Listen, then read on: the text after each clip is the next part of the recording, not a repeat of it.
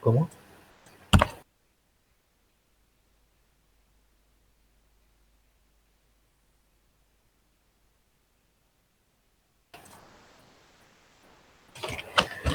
Esperamos hasta 20 chicos y comenzamos. ¿Qué les parece? Así no esperan ustedes. ¿Qué les parece? Sí, está bien, profe. Bueno, Perfecto. Igual hoy éramos 15 en la otra clase, así que acá ya somos 17. Creo que estamos bastante. ya y eso que no les pagué nada a nadie, para que estén los 17.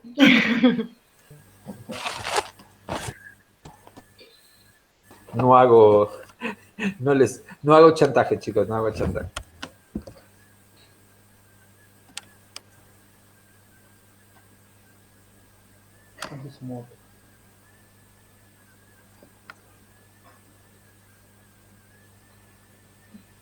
Uno de sus compañeros tiene sobre su parte, en la espalda, tiene globos. No sé si nos querrá invitar después a comer alguna porción de torta o es una felicidad que sí, porque nos vemos por primera vez. No, profe, es por el Día de la Bandera. Es Acá por el Día de la Bandera. tiene Mi nene ayer jugó la bandera. muy bien, muy bien. Yo pensé que quería invitarnos a comer un pedazo de torta, pero igualmente lo felicito, alumno. Ya tiene 5 puntos de obsequio. Pasa que Ya voy a buscar unos globos. tengo un nene de 9 años que ayer juró la bandera en forma virtual. Virtual, me parece excelente. Yo en el día de hoy escribí un artículo justamente para alentar a los funcionarios a que sean los primeros en dar el ejemplo también a colocar banderas. ¿Verdad? Que últimamente las banderas no se utilizan para los partidos de fútbol y no para fiestas patrias, ¿no? Que me parece que deberíamos digamos, volver un poco hacia esos valores tradicionales de nuestra nación, ¿no? Bueno, vamos por Seguro. 19, chicos, ya. Profe, se corta un poco el audio. No sé si a todos Sí, les pasa igual, pero se entrecorta mucho. Sí, se escucha entrecortado. se entrecorta mucho. Bueno, Yo, esperemos. yo diría que los que no están hablando, que cierren el micrófono, así no hay tanto delay. Para que hable el profesor, como hicimos con Bueno, la profesora de háganlo, chicos. pedagogía.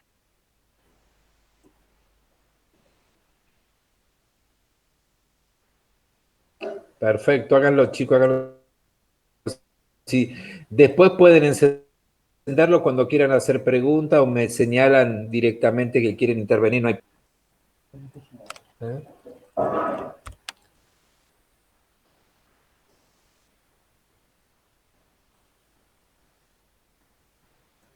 No se escucha. 21. ¿Eh? Te pueden mandar mensaje. Tienen después alguna duda, alguna pregunta. Bueno. La vayan dejando en la bandeja de entrada.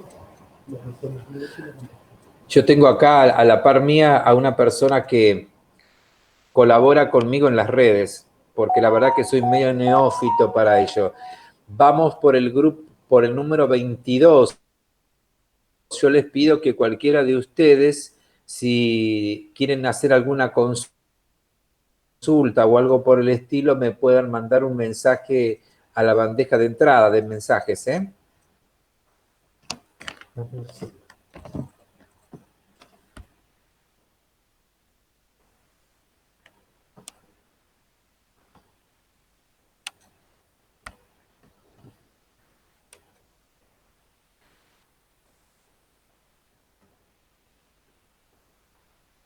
Bueno, vamos a comenzar, chicos. ¿Quieren? ¿Me escuchan? Sí. Bueno, muy bien, chicos, muy bien. La verdad que me hubiera resultado mucho más gratificante poderlos escuchar en forma personal y poder tener ese contacto que considero que es indispensable para tener una educación como a mí me gusta, que es la educación más humanizada. Yo soy de aquellos que piensan que los avances tecnológicos sirven, es importante, porque como ustedes habrán leído y también como ustedes mismos van a recibir en los apuntes a posteriori a la charla que les voy a dar, a la clase que vamos a tener, se van a dar cuenta que es importante todos los avances tecnológicos como un camino para desarrollar esa actividad en el futuro como docentes en el ámbito donde les toque llevar a cabo su vocación. Ustedes me van a escuchar siempre hacer un distingo entre lo que es vocación de lo que es profesión. En primer lugar, hace muchos años, cuando yo me recibí de docente, me tocó, el primer lugar donde ejercí la docencia fue en una tecnicatura en administración de empresas en la provincia de Santa Fe. Para mí fue un desafío porque, digamos, no tuve la oportunidad de ir caminando lentamente en el área del nivel medio, como realmente a veces es laudable para una persona que proviene de carreras técnicas o de grado como ustedes o como yo en el caso particular. Entonces me tocó justamente desempeñarme en una carrera terciaria dependiente de la Universidad Católica de la ciudad de Rosario. Entonces allí donde fue el primer camino que me tocó vivir, una de las cosas que aprendí es lo siguiente: saber distinguir entre lo que es profesión de lo que es vocación. Y ustedes me dirán, ¿cuál es el fino límite entre una cosa y la otra? Hoy en día se puede decir que docente se es por profesión y se es por vocación porque, digamos, algunos eligen esta carrera como una salida laboral rápida, como una salida laboral segura, pero aquellos que consideramos a la docencia por vocación, tenemos que aprender y tenemos que descubrir que no es lo mismo.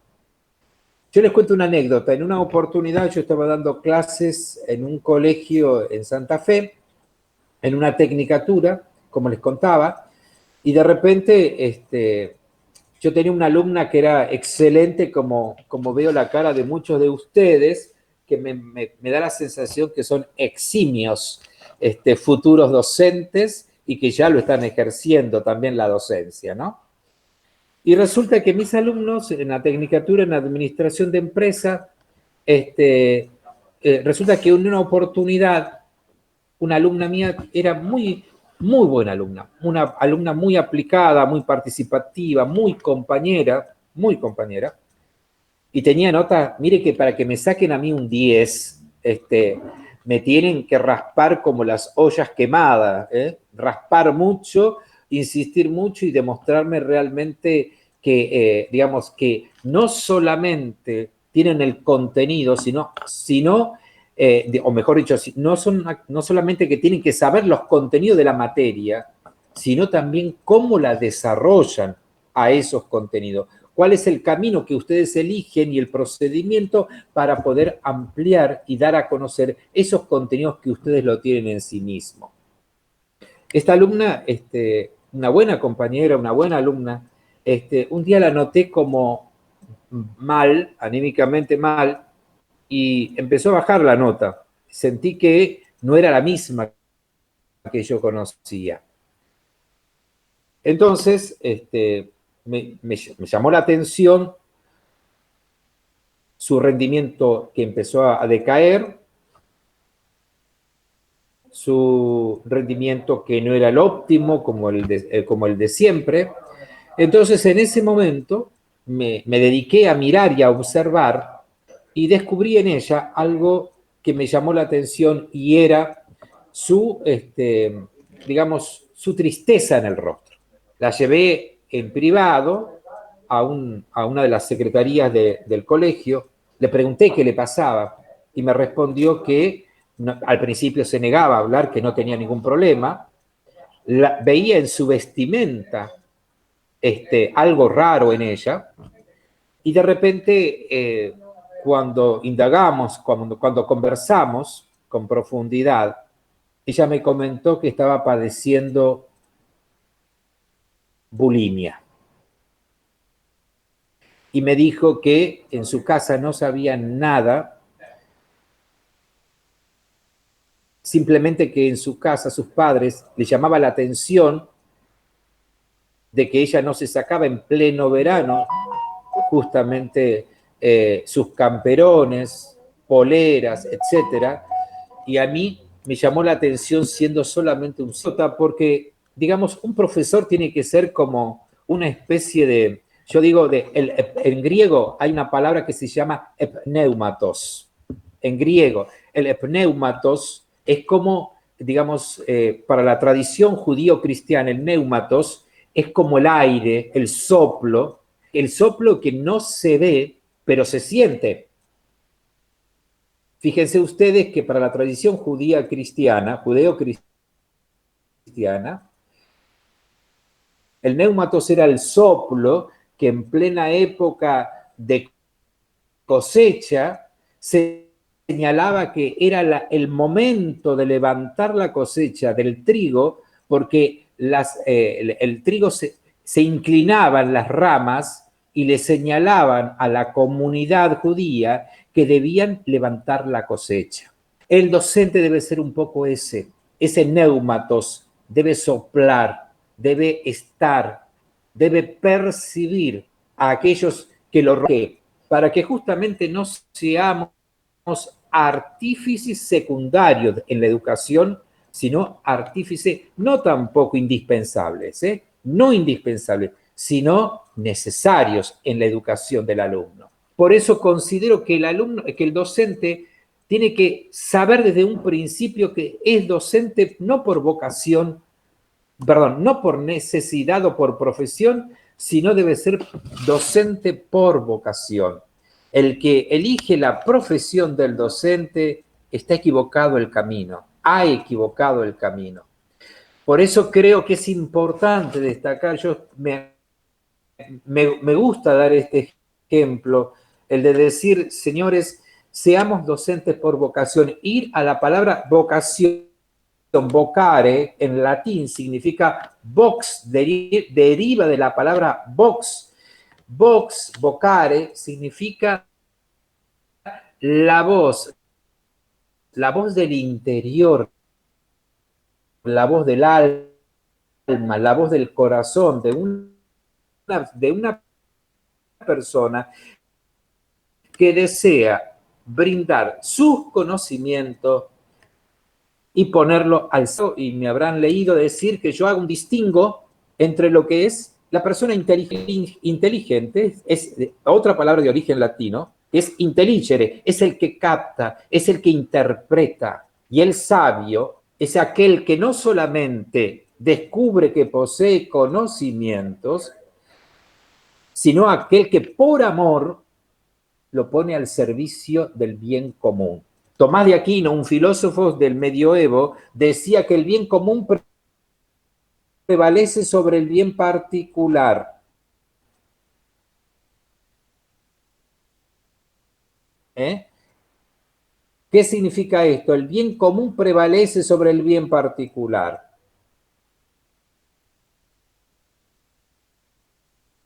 Aquí no importa lo que nosotros pensamos solamente, sino que debemos pensar el todo,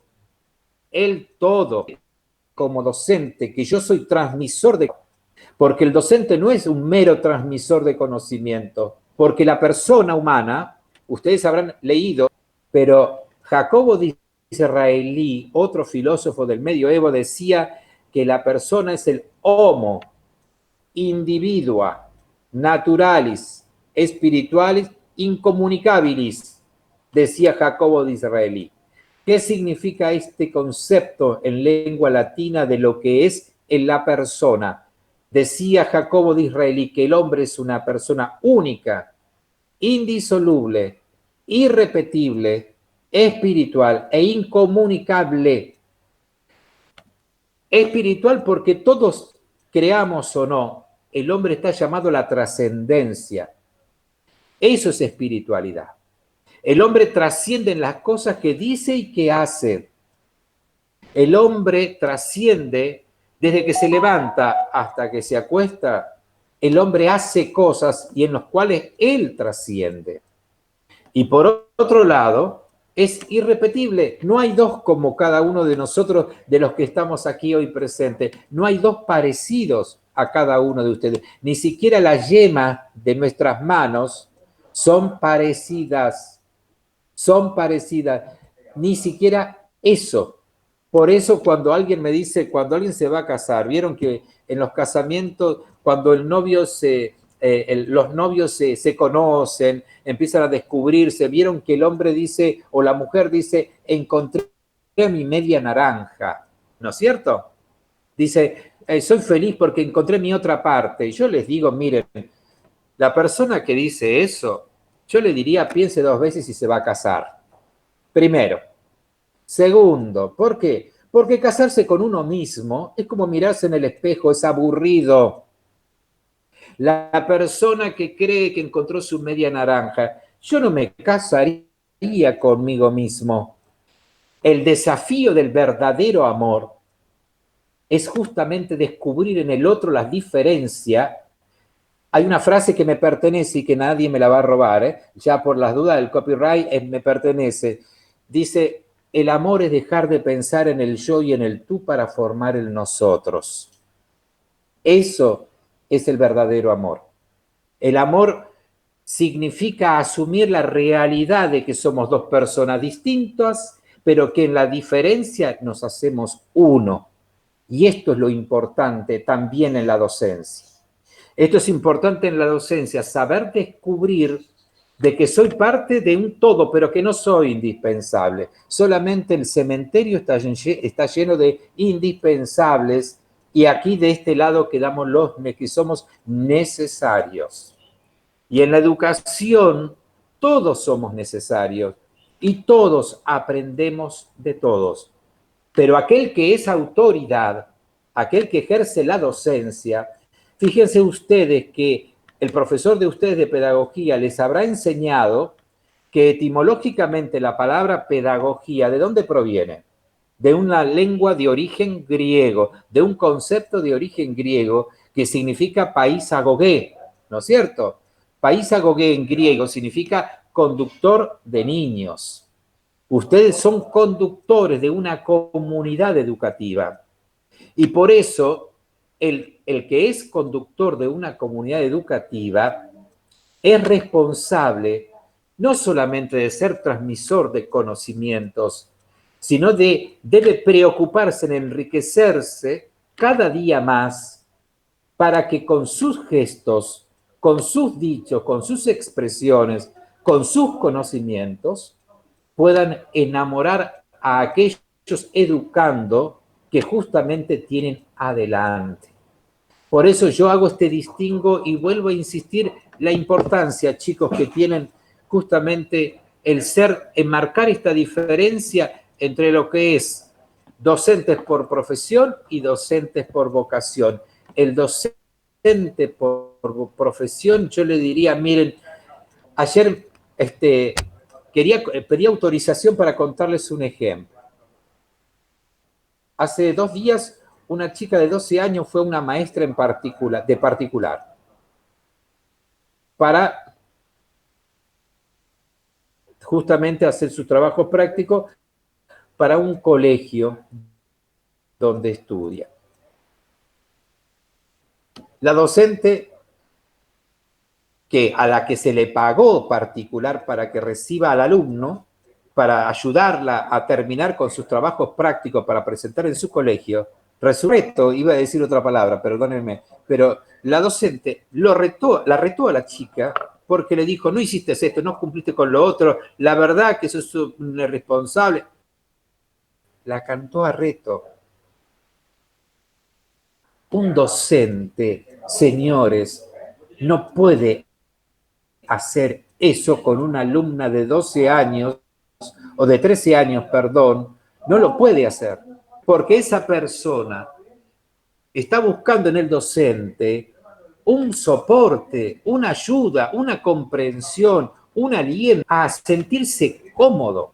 Cuando yo estudiaba pedagogía, mi profesor de pedagogía decía, cuando le vayas a hacer una pregunta a algún alumno, nunca le señales con el dedo y le digas, a vos te voy a preguntar tal o cual pregunta. Con ese dedo inquisidor, no podemos enamorar a nuestros alumnos. Y él decía, utilicen una técnica, miren a todos por encima de las cabezas y jamás a los ojos, jamás miren a los ojos. ¿Por qué?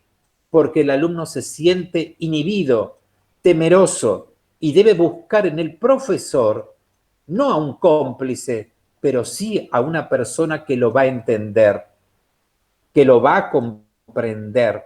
Porque en la casa muchas veces el chico viene con todo un bagaje, con todo un bagaje. Fíjense ustedes que ustedes habrán aprendido ya que un alumno, cuando uno brinda conocimientos a través de la educación, jamás uno puede pensar que el alumno solamente es inteligencia. El alumno no es solamente, no tiene solamente una parte racional o una parte intelectiva nada más. Creer que el docente solamente forma la inteligencia es una gran equivocación, es un gran error que podemos cometer nosotros.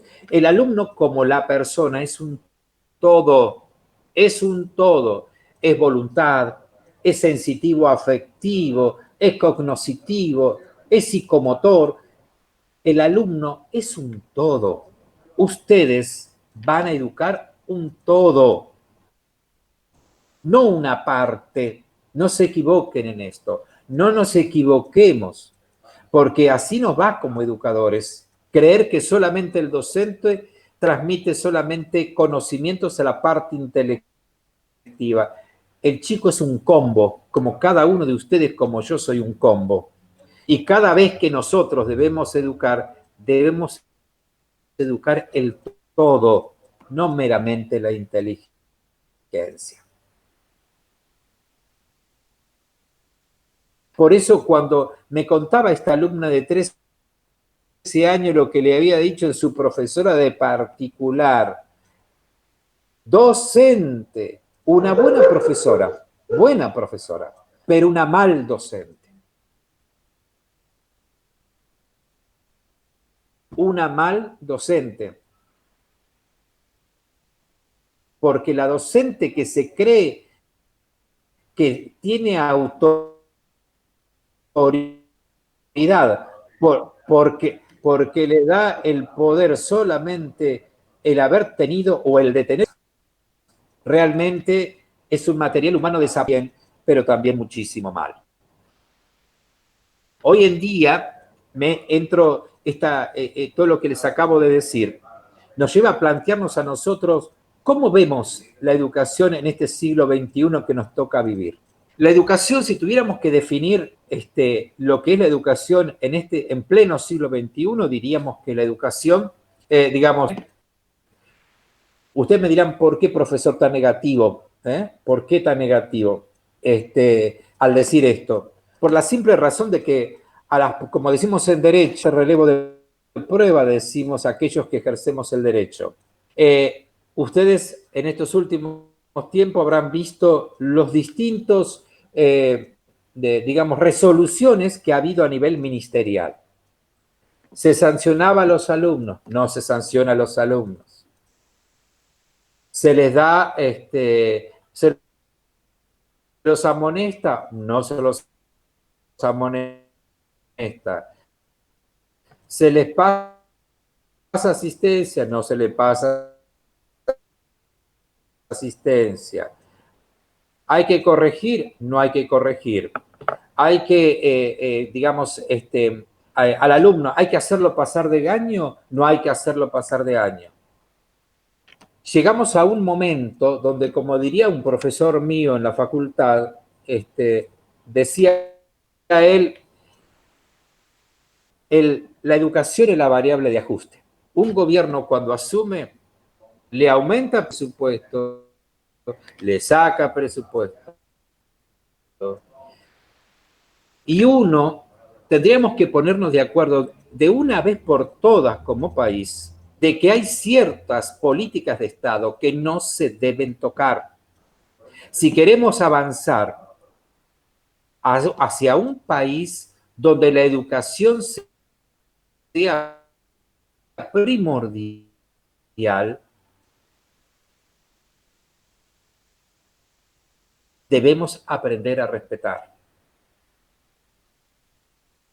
Debemos ponernos de acuerdo y continuar con esas políticas de educación que realmente Domingo Faustino Sarmiento nos legó. Bueno, ¿qué país queremos en el presente y en el futuro? Una civilización formada, una civilización con pensamientos de chatos, una sociedad donde lo que de alguna manera debemos plantearnos con la educación. Hoy vemos, por ejemplo, que la educación en este último cuarto, en estos 25 años más o menos, perdió su centralidad y hoy ocupa un lugar, yo diría hasta lateral. Lateral. ¿Por qué? Porque por esta misma razón que les acabo de decir, no hay una política educativa, una política educacional, que no importe el gobierno que sea, deba continuar en el presente para el futuro. ¿Se acuerdan ustedes que hace un tiempo atrás se hablaba de una evaluación del docente y nosotros lo interpretamos como cómo a mí, docente, me van a evaluar? Solamente una persona insegura puede creer que una evaluación no me lleva a mí a descubrir que quizás necesito aprender. Miren, hay algo que yo tengo bien en claro, es lo siguiente. Solamente un soberbio se cree saberlo todo. Solamente un soberbio, un orgulloso, un vanidoso puede creer que la ciencia infusa. Ninguno de nosotros tiene la ciencia infusa. Puede tener conocimiento, ni apropiarse, ni monopolizar lo que es el ser sabio. Entonces, ¿qué es lo importante de todo esto? Lo importante de todo es que nosotros nos demos cuenta y exijamos y no le tengamos miedo a los desafíos de la docencia, a aquellos procedimientos que nos llevan a enriquecernos como docentes. Debemos utilizar todos los métodos, todas las herramientas tecnológicas que podemos llegar a tener. ¿Para qué? Para enriquecernos, pero para brindarle a los demás. Fíjense ustedes que cuando escucho hablar a algunos dirigentes educativos de ayer, de hoy, de mañana, de antes de ayer, etcétera, hablan de la educación y hablan de inversión y gastos en la educación.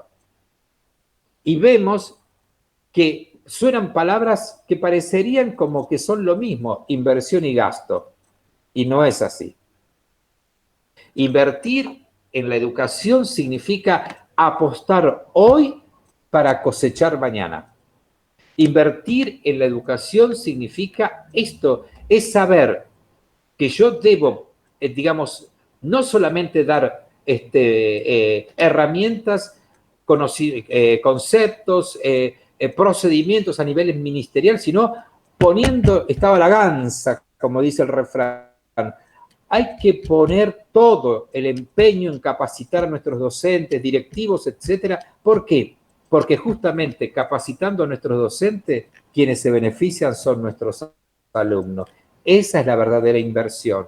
Invertir significa esto, es apostar por el presente y por el futuro. En cambio, aquel que dice que ve en la educación como gasto es aquel que cree justamente lo que me enseñaba mi profesor. La variable de ajuste de un gobierno es la educación. Le quito un punto, le quito medio punto, le subo 2, le bajo 3, le quito esto, le quito lo otro, le quito herramientas. Entonces, ¿qué es lo que sucede? Sucede esto, chicos. Sucede que la educación para algunos es un gasto. Y esto es penoso y es lamentable, porque un país, si elegimos este camino, nos transformamos en lo que decía Sarmiento, en la barbarie. Un país mediocre, un país donde, digamos, nos volvemos con pensamiento no crítico. Algo que a mí me parece importante hoy es saber criticar. No asimilar lo que me dicen los otros como verdad revelada o como verdad absoluta. Es aquel que me da conocimientos, pero yo tengo que machacarla. Es como la comida, ¿vieron? Nadie traga un buen trozo de carne, de asado o algo. Nadie traga, sino que se deglute y los conocimientos se saborean. ¿Para qué? Para que justamente, digamos, lo rumiamos a esos conocimientos, a todo eso. Vuelvo a insistir, ¿para qué? Para ponerlo al servicio de esa comunidad educativa de la que ustedes son parte. No le tengan miedo a apostar a la ciencia, a la tecnología, a buscar mecanismos para enamorar a sus alumnos, brindándoles conocimiento. No le tengan miedo si no saben una respuesta. Miren, hay algo que el docente debe aprender, es que sabe algo. René Descartes, un filósofo, decía, solo sé que no sé nada y cuando no sé nada, algo sé. No le tengan miedo cuando hay algo que no entienden o cuando alguien no sabe algo, porque eso los hace grandes, los hace mortales, los hace humanos. Y después pueden responderle, luego de haberse nutrido ustedes en primer lugar para brindarle ese conocimiento al otro. El desafío que hoy tenemos en este siglo XXI es muy optimista, chicos. No piensen de que, como dice, todo está perdido. No todo está perdido. Porque miren, mientras estemos con un pie sobre la tierra, hay un amigo mío, les cuento algo para no cansarlos ni agotarlos con conocimientos o con frases. Un amigo mío decía, cada día que yo me levanto pongo el pie sobre el suelo y le doy gracias a Dios porque soy soltero, decía él, ¿no? Un amigo solterón de Santa Fe. Y ¿saben qué? Miren, hay algo que nosotros tenemos que aprender. Nos levantamos, todos los días podemos aprender. Recuerdo que cuando yo estudiaba hace unos cuantos años atrás, un pedagogo decía, ¿cuándo termina el periodo de aprendizaje? Decía él. Se preguntaba, creo que no sé si Jean Piaget o Susan Cole se preguntaba esto, ¿cuándo deja el hombre de aprender? Algunos decían a los 24 años, otros decían a los 33, 36 años, termina el periodo de aprendizaje del hombre. ¿Y saben qué, gente? La respuesta que aprendí en estos años como docente es que si yo tuviera que decirles a ustedes cuándo se deja de aprender, les diría con la última pala de tierra encima. El hombre está en un constante aprendizaje siempre. Nunca deja de aprender. Fíjense los abuelos cuánto aprenden de nosotros y nosotros cuánto aprendemos de ellos. Hay muchos jóvenes que tienen alma de viejos y hay muchos viejos que tienen alma de jóvenes. Por eso creo que todos debemos aprender de todos y por eso la educación es un constante aprendizaje hasta la última pala de tierra encima, cuando nos lleven al cementerio. Por eso quería terminar este primer punto de la educación en el siglo XXI diciéndoles que es un desafío que tenemos en la educación. Es enorme.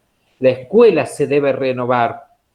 O si no lo hace, se irá lentamente perdiendo la vigencia para el cual fue creada, para justamente no solamente ser transmisora de conocimientos, sino también de valores, de sentimientos, de humanidad.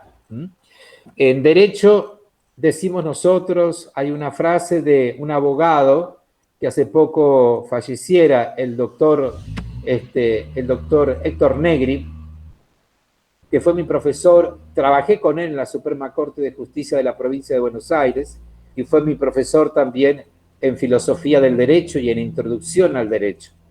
Y el doctor Héctor Negri decía, cuando se preguntaba qué es el derecho, él decía, es el conjunto de normas legales que conllevan a una buena relación interpersonal y que crea un proyecto de armonía social. La educación es parte de esa construcción que crea una armonía social. No es lo mismo, digamos, un docente por profesión y un docente por vocación, decía al principio. Claro que no. ¿Por qué? Porque el docente por vocación sabe que construye, no que construye, sino que enriquece al alumno. ¿Para qué? Para que sea artífice de ese proyecto de armonía social. Hago un parate aquí, en este primer punto. No sé si entendieron, díganme si los cansé, lo agoté. Creo que me vengué en el día de hoy por ser la primera clase con preguntas. Yo tengo una duda, profe. ¿Cuál es el sentido de la vida? Si quieren pueden encender el micrófono como para hacer preguntas si quieren saber algo. Ser feliz. Ser feliz. ¿Quién me pregunta? ¿Quién me pregunta? ¿Quién me pregunta? Dígame el nombre, así lo llamo por su nombre. Lucas García. Lucas, bueno. Lucas, veo un perro acá en tu icono, pero bueno. Me gustan los perros. Si vos me tuvieras, si yo tuviera que decirte para qué es la vida, yo digo, miren, en la vida el hombre no hay muchas cosas para sentirnos felices, pero la vida es una sola. Miren, hay una frase de un poeta que ustedes lo recordarán, llamado Pablo Neruda. Su nombre verdadero, como ustedes saben, me pongo en docente nono ya, es Ricardo Neftalí Reyes, que escribió 20 poemas de amor y una canción desesperada. Recibió el premio Formentor, el premio Nobel de Literatura. Él dijo, la vida es como una canción, a veces es triste y a veces es alegre, pero vale la pena ser cantada. La vida es eso, chicos. La vida tiene momentos de alegría, ser cantada. Y ser cantada significa ser feliz. Ser feliz significa buscar aquello que me satisfaga, que me llene la vida. Aquello que es como el objetivo en la que permanentemente, cada vez que me levanto, busco. A veces a mí me preguntan, sos un multiuso, vas por acá, voy por allá, ejerzo la docencia, estoy haciendo mis prácticas como abogado, soy vicepresidente del Consejo Deliberante, soy presidente de un partido político, soy congresal provincial. Me canso. Doy clases con ustedes, pero ¿saben qué? No dejo la docencia por nada en el mundo. No la dejo, porque lo que más me llena, lo que más me satisface, es ser docente.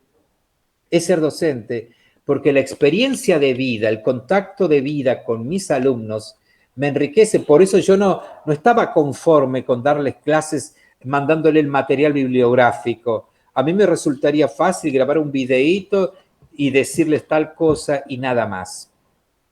Yo necesito ese contacto humano. ¿Por qué? Porque me permite ver un rostro, saber que detrás de ese rostro hay un nombre, que hay vivencias, que es un todo, y a la que yo debo brindarle conocimientos al todo, no a la inteligencia. Si vos, Lucas, me preguntás ¿qué es la vida es ser feliz. La vida es el lugar, es el campo de batalla donde yo debo buscar mi felicidad y dejar la lucha en ser feliz. Es como diría Agustín de Hipona, hay sepulcros blanqueados, perdón, el Evangelio creo que dice, hay algunos que son como sepulcros blanqueados, hermosos por fuera pero podridos por dentro. Y también decía Agustín de Hipona, muertos no son los que en paz descansan en una tumba fría, muertos son los que tienen muerta el alma y viven todavía. Muerto no es aquel, vuelvo a insistir, nosotros estamos con vida y tenemos la posibilidad en buscar en ser feliz todos los días. Pero si yo no descubro mi felicidad, soy como ese sepulcro blanqueado que puede ser muy hermoso por fuera, pero estoy vacío por dentro. Esa es la búsqueda permanente y para eso está puesto el hombre en la vida, para ser feliz. Y tiene la vida en ser feliz. Profesor. Algo, sí.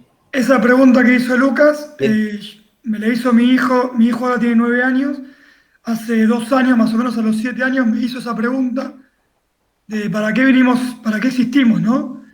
Y yo, bueno, no recuerdo cuando era chico me planteaba esas cosas, pero evidentemente es una necesidad de saber que tenemos desde siempre, desde muy chicos. Y ahora la pregunta que me hizo ayer fue ¿por qué existe el bien y el mal? ¿Por qué existe el mal? En realidad me preguntó, y yo traté de explicarle también por qué existe el bien, ¿no? Para que no se quede solamente con el mal. Pero me parece que son cosas que uno las tiene muy adentro y no es muy difícil de resolver. Mira, yo leí una... Perdónenme, chicos, que yo le cito libros, ¿no? Pero cada libro que cito es no porque lo aprendí, porque quiero apabullar los contextos. Yo leí en una oportunidad cuando, no me acuerdo en qué documento, yo soy católico practicante, les cuento, ¿no? Pero no me vean como un católico de esos católicos que están todo el día de rodillas, ¿eh? No. Mírenme como la persona que estudió, que es católico, que practica su fe, pero me quedo con pensamientos como el de Juan Pablo II, para trazar un paralelismo entre lo que vos dijiste recién. Juan Pablo II, cuando a ciencia, ¿se acuerdan que la iglesia, expulsó a Galileo Galilei? Y después hubo un grupo de científicos que le pidió al Papa que revea esa postura. ¿Cómo va a condenar a un hombre que a través de la ciencia, hoy vemos que la ciencia que él explicaba tenía razón? Y el Papa pidió disculpas, algo poco inusual, el Papa Juan Pablo II. Algo poco inusual, saber pedir perdón, saber pedir perdón y darse cuenta de que nos hemos equivocado.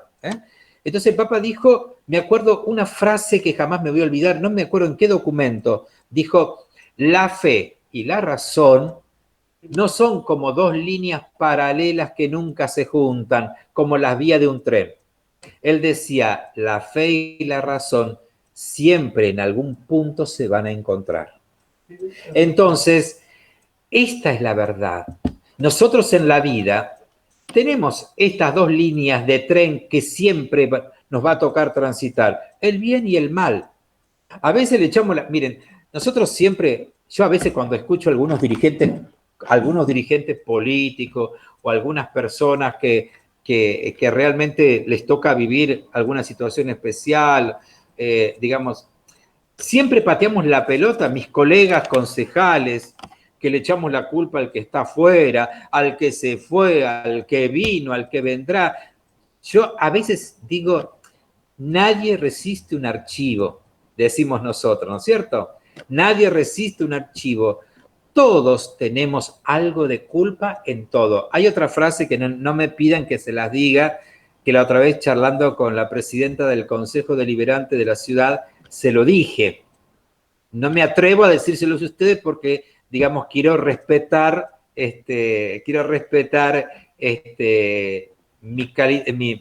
mi autoridad como docente. Pero si ustedes me insisten, se lo voy a decir. Pero voy a utilizar un eufemismo. Nadie, digamos, a ver cuál sería la palabra correcta. Nadie hace pichín de agua bendita. Claro, nadie hace pichín de agua bendita. Ninguno puede decirse que es mejor que el otro. Por eso, en la vida nos encontramos que siempre pateamos la responsabilidad y la culpabilidad en el otro, cuando en definitiva, como diría Teresa de Calcuta, en vez de preguntarte qué hizo el otro por vos, eso lo dijo, perdón, John Fitzgerald Kennedy, en vez de preguntarte qué hace tu país por ti, pregúntate más bien qué haces vos por tu país.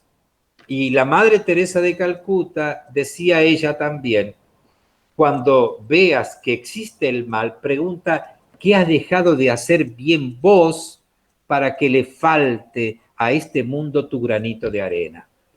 Todos nosotros muchas veces echamos la culpa de los males a los demás y todo lo bueno somos nosotros. El techado de virtudes, el santulón soy yo y el malo es el otro. Nosotros tenemos la libertad, el libre albedrío de poder elegir el camino correcto o el incorrecto. Pero uno, como decimos en el campo, cosecharás lo que siembras. Uno, si sembró mal, no puede esperar que coseche el bien. Uno, como diría Aristóteles, causa y efecto, principio y fin. Si nosotros hacemos o tratamos de hacer bien las cosas, seguro que las cosas saldrán bien.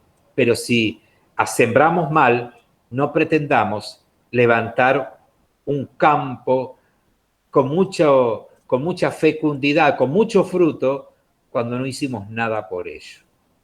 ¿Mm? O como la leyenda, perdón, profesor, o como la leyenda de los lobos que cuenta que nosotros tenemos los dos lobos, el lobo del bien y el lobo del mal dentro nuestro. Y de acuerdo a cuál alimentes, es el lobo que va a sobrevivir.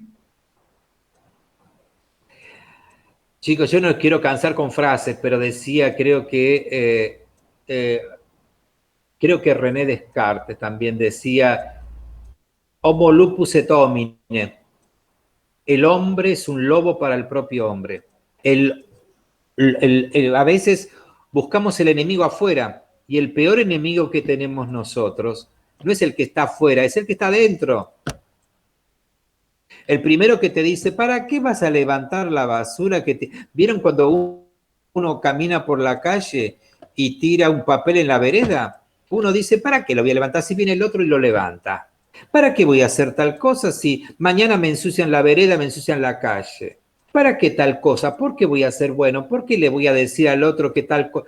Miren, ¿quién no me acuerdo quién era que dijo, yo le tengo miedo no a aquel que es mi enemigo, sino a aquel que ha dejado de hacer el bien y que, decía, le tengo miedo no a aquel que yo sé que es mi enemigo, sino le tengo miedo a aquel que ha dejado de hacer el bien. Le tengo miedo al silencio de los buenos. Cada uno de nosotros tiene, en definitiva, la oportunidad de saber que el enemigo con el cual tenemos que luchar no es el que está allá afuera, es el que está adentro, el lobo de la comodidad, el lobo de ser el mismo de siempre, el lobo de, ¿para qué voy a hacer tal cosa? Fíjense, uno dice, mira, a mí como dirigente me pasa miren, yo ayudo a este, el otro trabajó toda la vida y el otro que no trabajó se jubiló, el otro que no hizo nada hoy recibe tal ayuda, el otro que tal cosa, que esto, que el otro, siempre buscando peros. Hace 2 años atrás se hizo una calle acá en la ciudad de Berisso y lo primero que dije, una calle que estaba en pleno barrio muy humilde, abandonado, en una especie de bañado.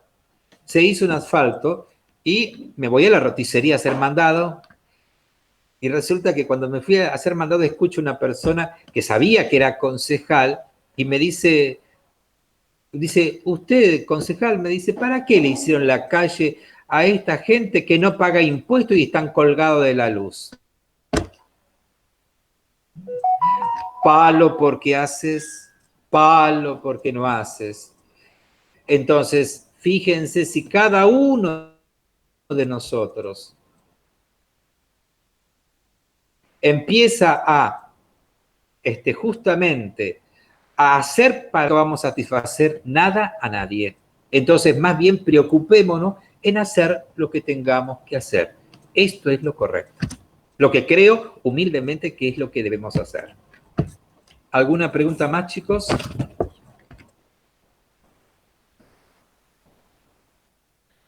Acá me pregunta Fabiana Barrera, cuando un alumno no se integra a la clase o genera malestar en la clase, ¿cómo se puede manejar? En primer lugar, yo trato de, digamos, como les decía, cuando uno hay que ejecutarlo. Revuela. ¿Cómo? ¿Quién dijo hay que ejecutarlo? No sea sanguinario. Yo, profe, No sí, hay que sanguinario. ejecutarlo. Cuando un alumno se porta mal, no se puede manejar, listo, al paredón. No, Luca, no seas sanguinario. ¿Dónde están los derechos humanos? Luca, te aplico los derechos humanos. No me hagas eso, Luca. No, mira, ama a los animales y quiere matar a los alumnos. No. Así como, miren, fíjense, Los animales el son alumno más es un nobles, todo. profe. Los animales Sí, también los animales de 2 patas no, son malditos. Yo tengo de 4 patas. Lucas, no.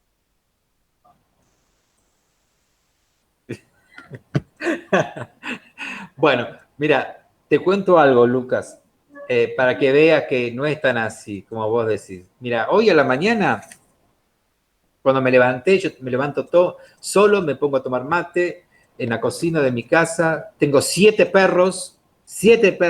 Mi perra tuvo 4 perritos, los ubiqué, me quedé con un perrito más.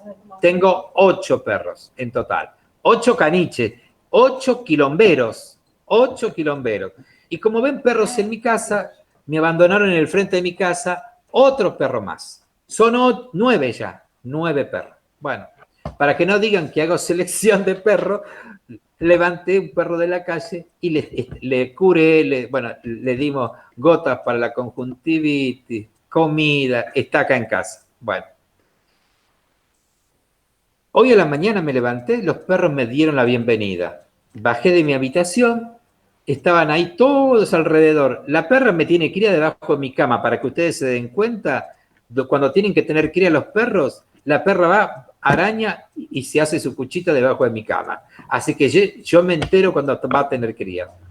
Pero por otro lado también, hoy a la mañana, hay una frase que la voy a repetir siempre y es, en la diversidad está la riqueza.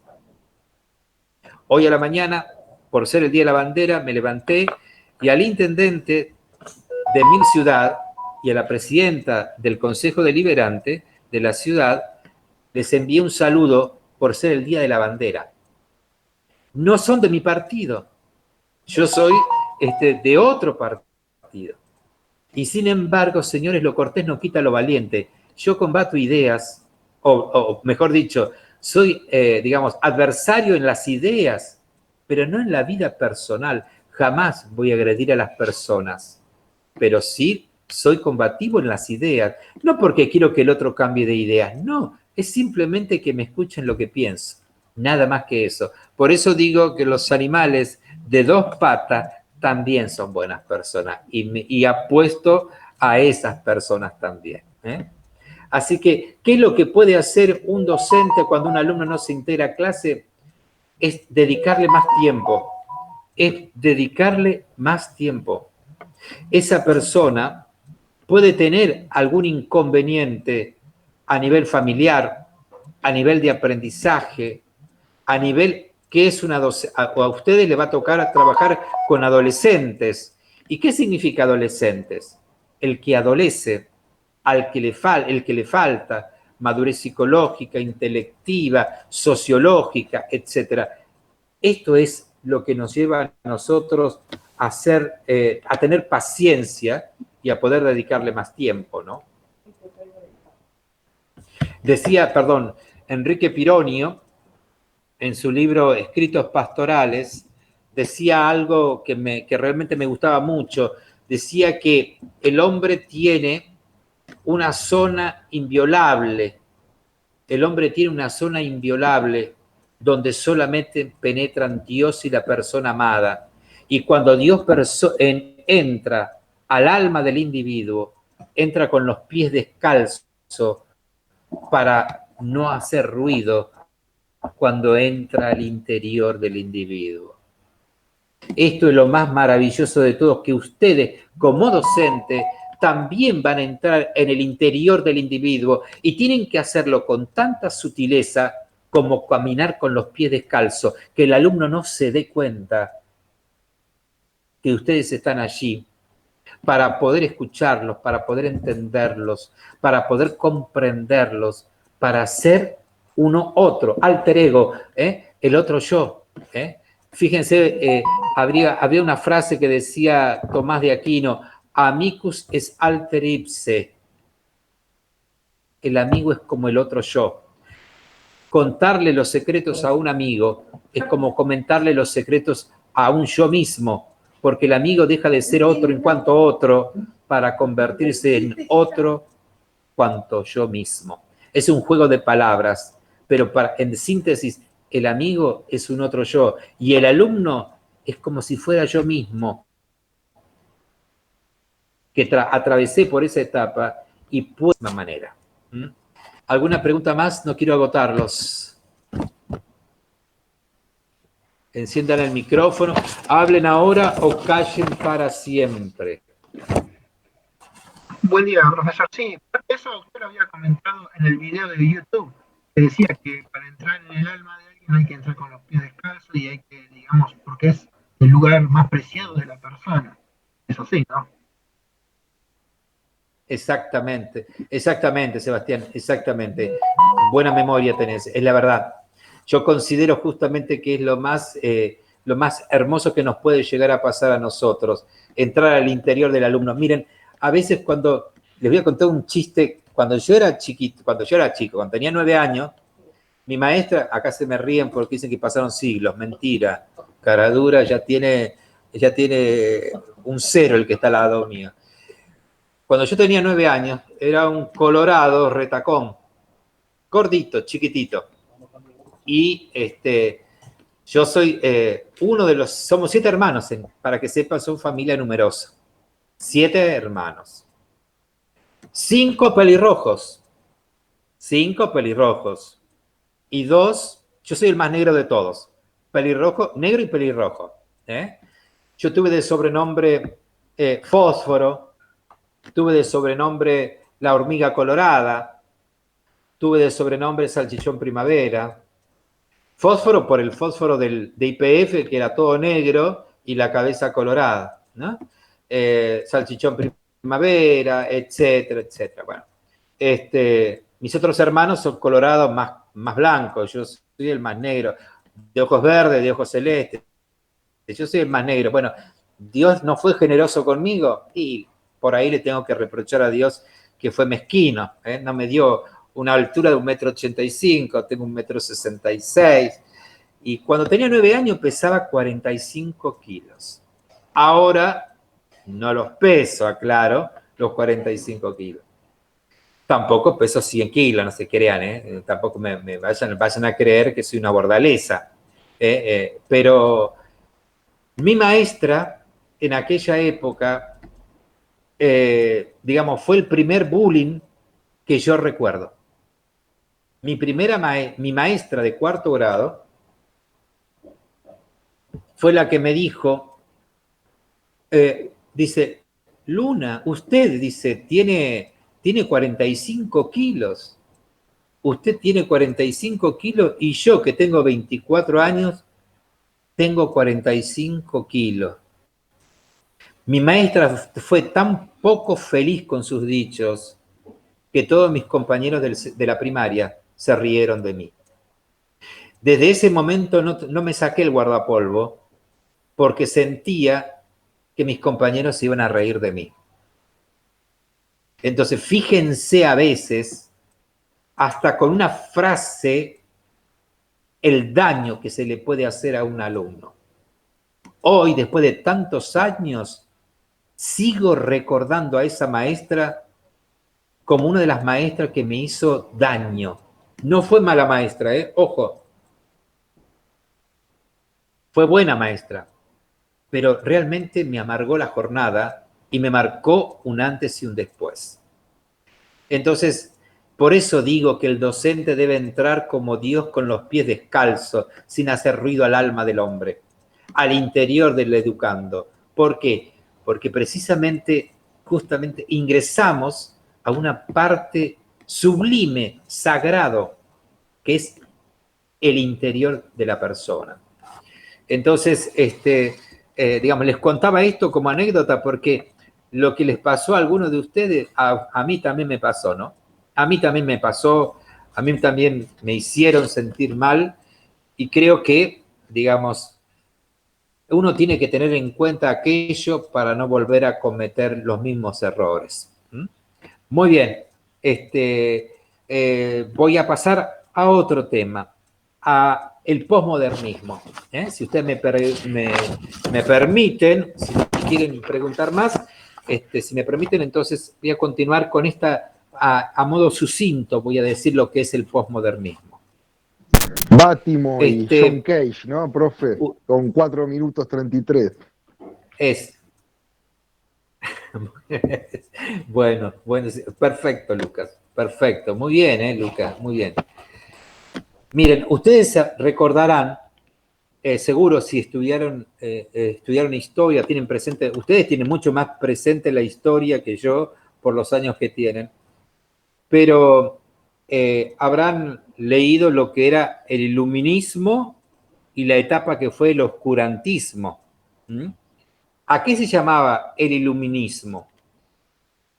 Si bien nació en Francia, el iluminismo francés, sino, digamos, no era solamente por el enriquecimiento intelectual que había en ese momento. Se llamó una época iluminista porque, digamos, era una época donde la autoridad que primaba en todas las artes era teocrático. Dios era el centro en la época del iluminismo francés, en la época del iluminismo europeo.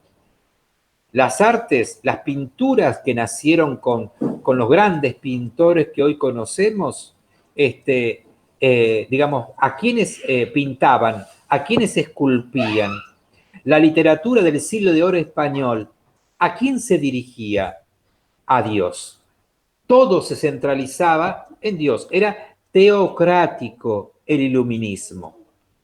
En cambio, hubo un grupo de pensadores, ¿se acuerdan ustedes que en esa época, digamos, hubo un grupo de personas que empezó a rebelarse contra la autoridad del monarca, del feudo, de la iglesia, de los clérigos, a los que consideraban una nueva burguesía. A la iglesia era considerada una nueva burguesía.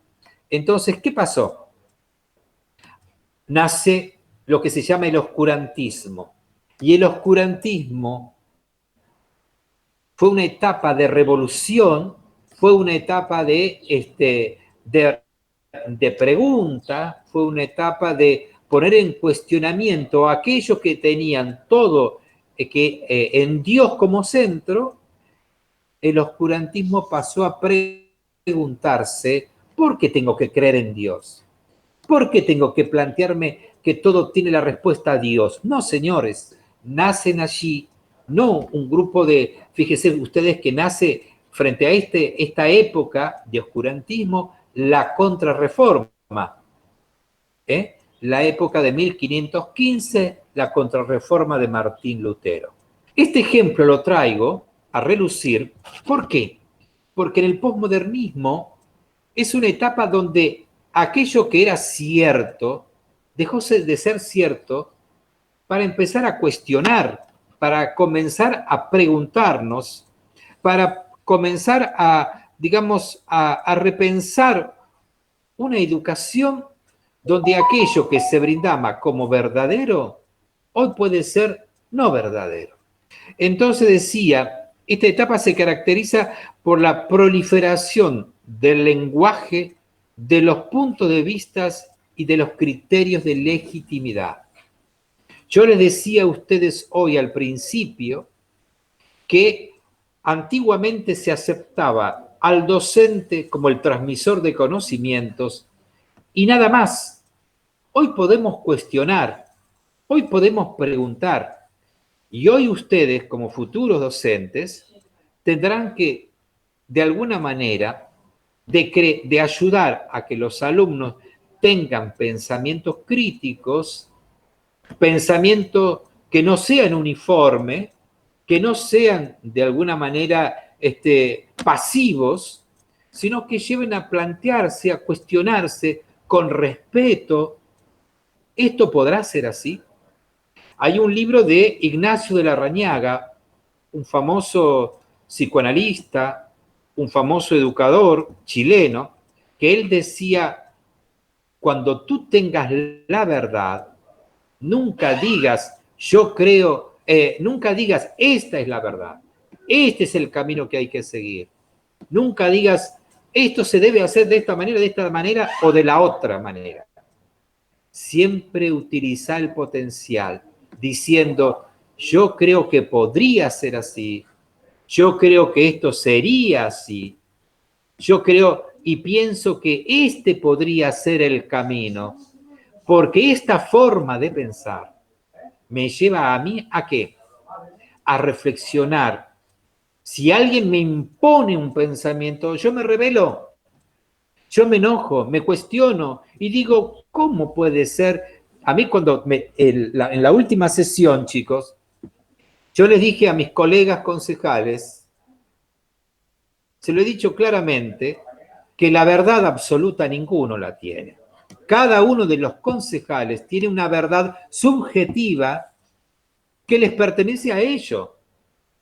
Pero la verdad absoluta pálidamente se refleja cuando todos contribuimos con nuestra parte de verdad. La verdad, chicos, para aquel que cree es solamente Dios. Algunos dirán la naturaleza, lo que quieran, pero los hombres tenemos parte de la verdad, no la verdad absoluta. Y cuando alguien dice, la verdad es este es el camino, es como el pastor que lleva a sus ovejas y sus ovejas lo siguen a él. Se acabó la época de la única voz. No, señores, uniformidad no. Debemos enriquecernos en la diversidad. Por eso este posmodernismo deja de lado, ¿qué cosa? La comodidad de la certidumbre, la comodidad del único camino, de la uniformidad, y lleva a plantearnos que el educador y en la escuela como un ámbito de libertad de pensamiento, pero de pensamiento crítico, algo que algunos maestros le tienen miedo. Pensamiento crítico, pensamiento que reflexionen. Un alumno sin ideas, un alumno que dice, sí, buena, es aquel que eligió el camino de la comodidad y el camino incorrecto. Por eso el posmodernismo nos lleva a tomar conciencia, lo que dije en un principio, no es lo mismo inversión que gasto en educación. La inversión es sembrar el hoy y en el futuro, para el futuro.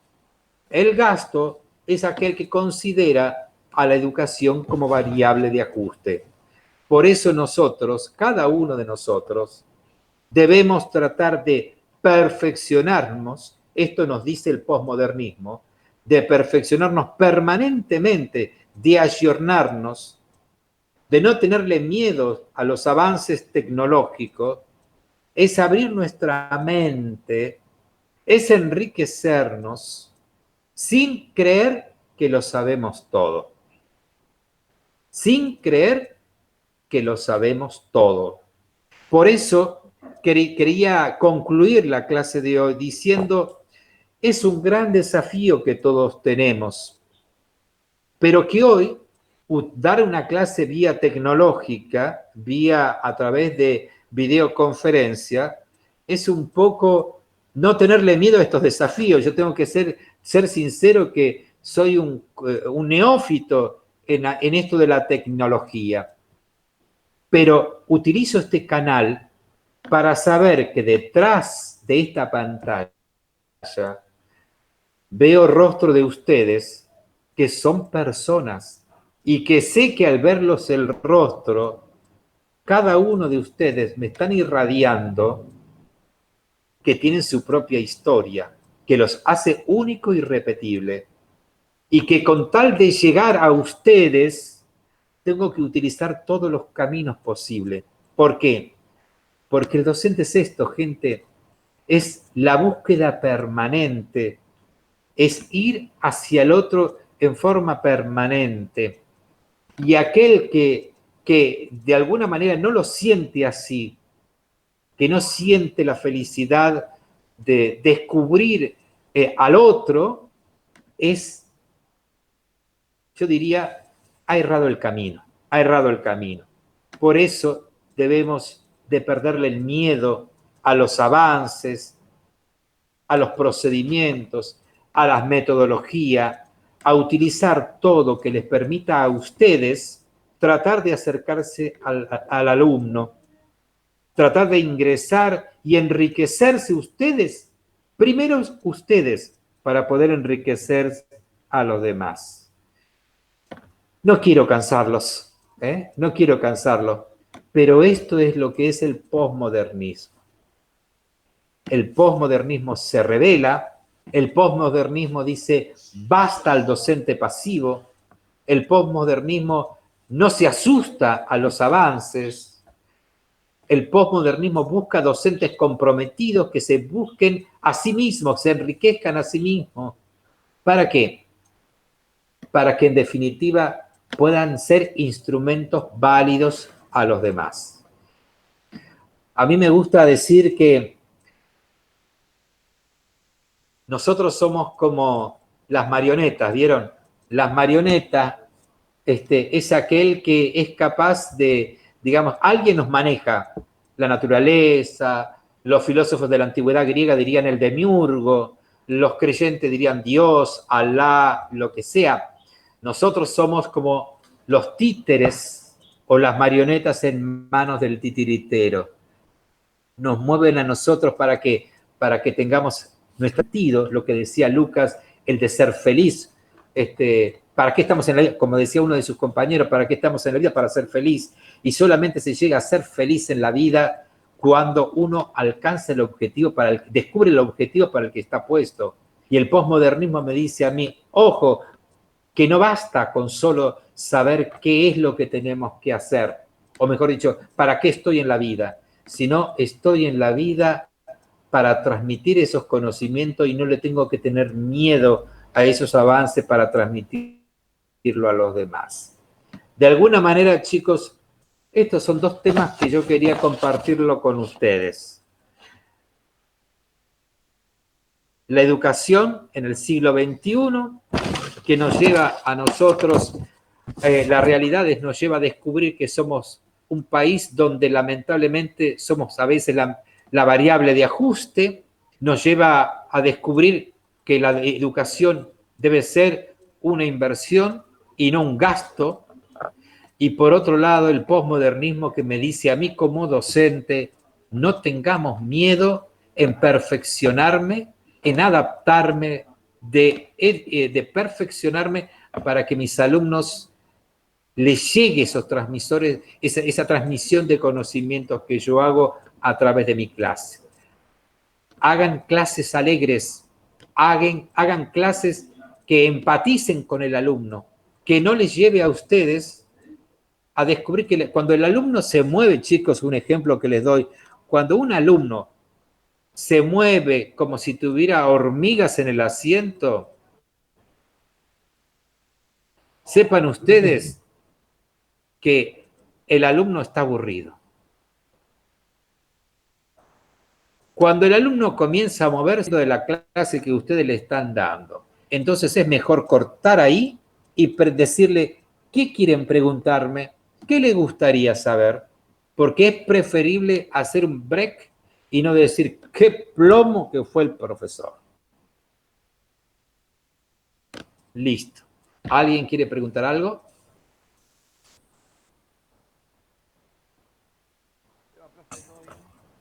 Sí, profe, yo, en cuanto a la realidad, ¿no? Más allá de que, bueno, de todas las cuestiones que uno puede plantearse de lo que es la realidad, ¿hay otra realidad posible que el ser humano pueda acceder? ¿Cómo lo plantearía esto filosóficamente? Y también, bueno, en base Yo también diría a los que en un lugar experimentos... sí. Sí, del Lucas, acelerador de partículas y eso, ¿no? De la máquina de Dios, que se trata de reproducir los bosones yo no de me meto Higgs y, tanto en bueno, y eso. el viaje por el tiempo. Pero desde la filosofía se ha planteado ya en la antigua Sí, yo tanto no Grecia. me meto en eso porque yo simplemente, miren, si ustedes me dirían, la primera pregunta tuya me pareció interesante, la segunda reconozco que no sé, y te soy sincero, miren, no me preocupa tanto, no me pregunto tanto, no me interesa. ¿Por qué? Porque miren, yo quiero, hay una frase, vos utilizaste, digamos, ¿qué puedo hacer yo, no? La plenitud, ¿cómo alcanzo mi mayor plenitud? Miren, la plenitud la alcanzo en la medida en que sea yo mismo. Y en la medida en que yo deje la comodidad digamos, que el otro haga para hacer yo algo. Yo debo ser instrumento.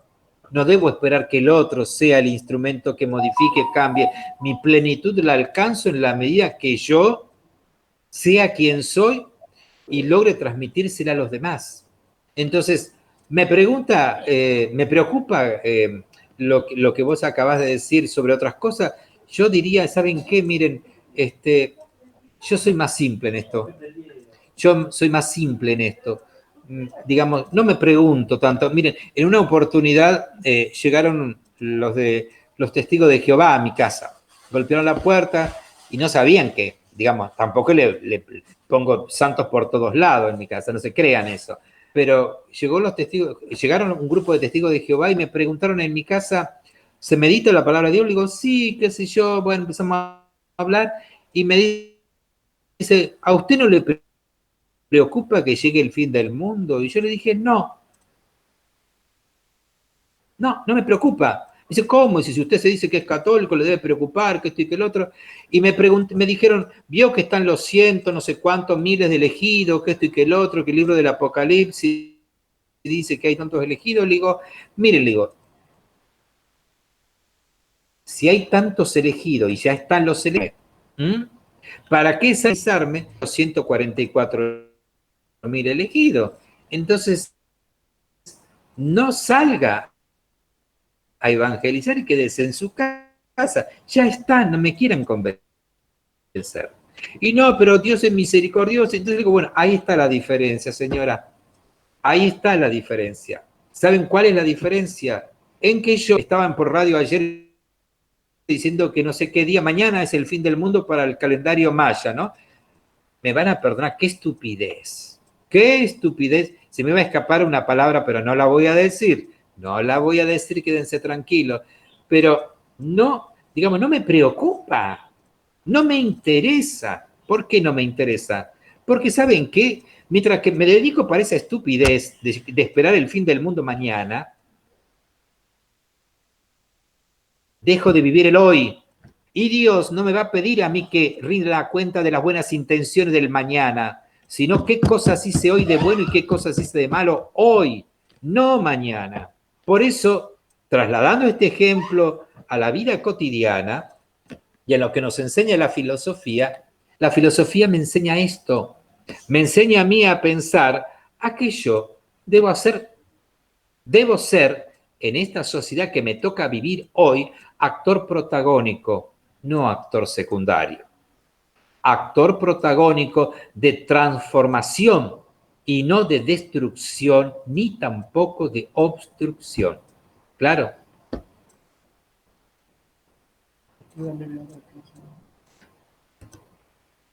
Bueno, chicos, les voy a mandar el material. No, están agotados, por lo que veo, están agotados, asustados.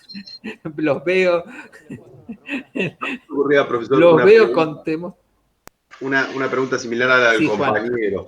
Ver que quizás en la modernidad, como usted mencionaba, con el rumiar de Nietzsche, analizar, conocer las fuentes, los motivos ocultos de ciertos pensamientos y corrientes, y que a veces funcionan con una inversión de valores, y pasar por distintos pensadores de la modernidad, bueno, como Marx, bueno, mencionado Nietzsche, clásicos como Kant, Freud o Foucault. Luego en la posmodernidad hay ciertas resistencias, ciertos pensamientos que son pretéritos, corrientes que son pretéritas, conservadoras, retrógradas, que vuelven a ejecutarse con otras mascaradas, con otras funcionalizaciones contemporáneas. ¿O no? ¿Cómo lo ve usted desde su punto de vista? Mira, yo lo veo... Juan, vos sabés que yo estuve leyendo en una oportunidad un libro que se llamaba Los teólogos, y se lo cité a ustedes, Los teólogos de la muerte de Dios, ¿no? Un libro que lo leí en primer año de filosofía. Lo leí en primer año de filosofía y me atrapó el título, Los teólogos de la muerte de Dios. Es un libro de Víctor Camps, el autor es Víctor Camps, y es un libro más o menos de 300 hojas, más páginas. Y ahí estaba Nietzsche, Sartre, Jean-Paul Sartre, Albert Camus, Sigmund Freud y Marx, por supuesto. Y decían ellos, Dios no existe, decían todos estos autores, por esto. Dios no existe por lo otro. Y en la última página, en una página de 7 renglones, Víctor Camps decía algo que no me voy a olvidar nunca. Les cuento que un compañero mío de cuarto año de filosofía me decía, un amigo mío salteño me decía, ¿cómo se te ocurre comprar este libro si vos estás en primer año de filosofía? Y yo esto que estoy en cuarto me resulta pesado. Y yo, como todo petizo agrandado, como galleta de campo, dije, no, lo voy a entender, qué sé yo, que esto y que el otro. Les puedo asegurar que lo leí, me costó porque el término a priori, a posteriori, de Kant, etcétera, me costaba entenderlo en primer año de filosofía. Resulta que cuando terminé de leer ese libro, decía en 7, 8 renglones, decía Víctor Camps, si yo tengo que decir que Dios no existe porque tales autores han dicho que por esto, o por lo otro, justificando la no existencia de Dios, yo llego a la conclusión de que Dios existe. ¿Por qué? Porque nadie escribe sobre la nada. Si la nada no existe, ¿para qué escribo sobre la nada? Claro. Entonces, yo tengo un pensamiento simple. Miren, hay una frase que parece, digamos, medio, digamos, tonta, si quieren. Donde Dios te planta tenés que florecer. Yo estoy puesto en este tiempo y tengo que florecer con lo poco que puedo. Pero quiero ser instrumento. Por un lado, fíjense, digamos, yo podría, recién tenía una reunión vía Zoom con autoridades provinciales de educación del Ministerio de la Provincia de Buenos Aires, con autoridades, con concejales, con directores, etc. A las 11 iba a cortarle, creo que a uno de ustedes le dije, a las 11 tengo un Zoom con las autoridades provinciales. Lamento informarles, y con un diputado nacional también. Preferí estar con ustedes antes de estar con ellos. Preferí quedarme con ustedes. ¿Por qué? Porque a mí me parece, quizás por ese docente que llevo adentro, ¿no? Lo otro es todo muy teórico, todo muy lindo, que esto, que acá, que allá, educación en época de pandemia, que esto y que el otro. Miren, esto yo lo considero más valioso que estar en este momento con las autoridades provinciales y algunos dirigentes nacionales de mi sector político. Quiero estar con ustedes. ¿Por qué? Porque ustedes me enriquecen más. No digo que ellos no, que no me vayan a escuchar porque me mandan a freír churros. Pero, digamos, pero ustedes, el estar con ustedes, me permite enriquecerme más. Preferí estar con ustedes antes de estar con las autoridades nacionales o provinciales. Prefiero esto antes que lo otro. ¿Alguna pregunta más? Gracias, profe. No. Sí, yo, ¿Quién profe, quiere hacer pregunta? el trabajo o sea, el material que nos va a mandar ahora es sobre posmodernismo, sobre también obviamente que seguramente va a estar relacionado con la educación, el posmodernismo relacionado a la educación. Tal cual. Chicos, todo lo que les acabo de decir es lo que les voy a mandar el material bibliográfico. Todo lo que ahora les estoy haciendo, los cansé y los agoté, tienen cara de haber trasnochado toda la noche. Miren, con lo que veo, los he asustado, no van a querer nunca más hacer un Zoom conmigo, nunca más van a pedir eso. Pero sí lo que les puedo decir es que todo lo que les acabo de decir, valga la redundancia, va a estar en un material desarrollado que les voy a entregar. Les voy a dar el material bibliográfico también y a su vez las preguntas para que ustedes la hagan. Con tranquilidad, abro el campus virtual, ustedes lo entregarán, etc. Después, digamos, no voy a decir ni agregar nada más que lo que ustedes han escuchado en el día de hoy. ¿Cómo? ¿Cómo sigue el tema de su materia? El tema digamos, que les voy a dar a ustedes, digamos, un tema que les va a gustar, que se los voy a poner ahora, es la educación a lo largo de la vida. Porque, digamos, como yo también se los dije a ustedes, cuando les decía justamente que la educación el hombre deja de aprender con la última pala de tierra encima. Les voy a dar los elementos para que ustedes vean que lo que les digo no es utópico, sino que es una realidad. O sea, para mí es una realidad concreta, porque todos podemos aprender menor o mayor cantidad de conocimientos, adquirir mayor o menor cantidad de conocimientos, pero siempre se puede aprender. Solamente el necio se cree que la sabe todo. Y el tema, vuelvo a insistir, es el posmodernismo, la educación en el siglo XXI y la educación a lo largo de la vida, en las distintas etapas de la vida. Ese va a ser el otro tema, pero que los voy a dar todo por escrito, y en eso va a estar basadas las preguntas. ¿Nada más? Bien. Muy bien. Muchas gracias, profe, por todo y por, digamos, ser la prioridad. Gracias. No, gracias a usted. Era mi deber, vuelvo a insistir, ojalá pudiéramos dar la última clase. La última clase iba a ser tipo múltiple choice, me hubiera gustado hacerlo público.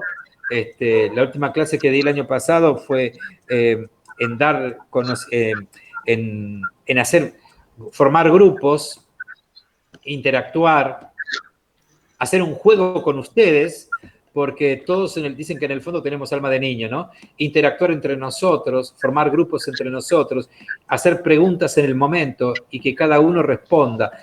Así lo hice el año pasado, por grupo, ¿no? Responder por grupo y calificarlos en el momento, no una semana después. Ojalá que la pandemia se levante, ojalá, no sé, hoy estaban hablando de que va a durar hasta julio, entonces, por lo tanto, creo que vamos a llegar justamente para dar la última charla también virtual, en el campus virtual, o yo prefiero, ojalá podamos, digamos, dar la última clase también en forma de videoconferencias como hoy, porque a mí me resulta mucho más agradable que tener que corregir exámenes, ¿no? La frialdad de un examen a mí la verdad que no me gusta, pero hay que hacerlo. Una corrección, para cerrar, los trabajos prácticos, observo todo. Les pediría que sean cortos, que no signifique un renglón. ¿Claro? Corto no significa un renglón. Significa el concepto. Entiendan bien las preguntas que hago, porque en una de las preguntas decía, historia, señáleme los antecedentes históricos y dígame el concepto. Me hablaron de la historia, se olvidaron del concepto. Y después, digamos, traten, ustedes ya como profesionales de grado, deben saber justamente, bueno, que deben dejar margen, sangría, altura, se comienza con mayúscula. Traten de, digamos, de mostrar los conocimientos que tienen. Entonces, frente a eso yo corrijo el todo. Entonces, la presentación del trabajo, corrijo todo. A una alumna le puse un 10 por la presentación del trabajo, a pesar de que tenía errores ortográficos. Y se lo dije. ¿Por qué? Porque a mí la presentación, Tomás de Aquino decía, cuando definía a la estética, decía, id quod visum placet. ¿Y qué significa esto? Id quod visum placet significa lo que agrada a la vista. Lo que agrada a la vista. Y a mí lo que agrada a la vista me atrapa para que yo de alguna manera lea con mayor satisfacción. Si hay algo que veo un poco desprolijo, yo digo, uy, digamos, me lleva a mí a ser poco objetivo. Entonces traten de ser cuidadosos, no conmigo, chicos, en el día de mañana como docentes, como futuros docentes, como profesionales de la educación, no como profesionales, como vocación que tienen ustedes, traten de ser prudentes. Nada más, chicos. Como dice Mirta Legrand, como te ven, te tratan. ¿Cómo? Ah. Como dice Mirta Legrand, como te ven, te tratan. Y si te ven mal, te maltratan. Y más o menos, tiene un poco razones. Bueno, chicos, yo los aliento, sigan adelante. Ya creo que tengo todos los trabajos corregidos en el día de hoy de ustedes. Mañana, el sábado que viene, si Dios quiere, a la misma hora, daremos clase de ética y de moral. Gracias por este tiempo que nos han dedicado, que me han dedicado y que me permiten de tenerlos no solamente, de conocerlos con nombre y apellido, sino saber que detrás de ese nombre y apellido está un rostro. y que hay una persona. Los aliento, les mando un abrazo grandote. Profe, una Gracias pregunta. por todo y bueno, nos veremos si Dios quiere. Sí, sí. ¿Quién habla? Silvana Ollero. Sí, Silvana, sí, sí te veo ahora. Mi Sí, trabajo Silvana. no está corregido. ¿Faltan corregir todavía? El de filosofía no está corregido.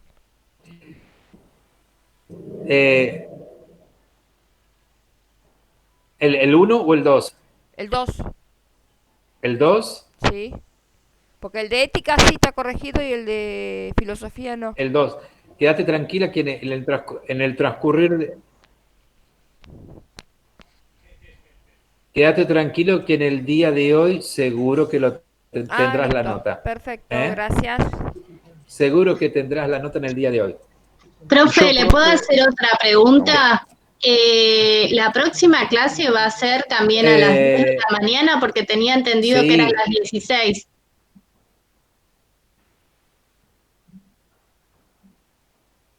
A las 10 de la mañana, creo, ¿no?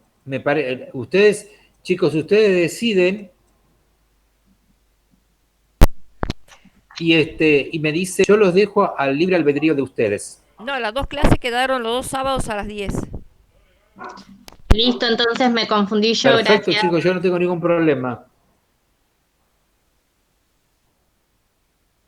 No, quédense tranquilos. Va a ser a las 10 de la mañana porque es, digamos, a mí me resulta indistinto. No hay problema, chicos.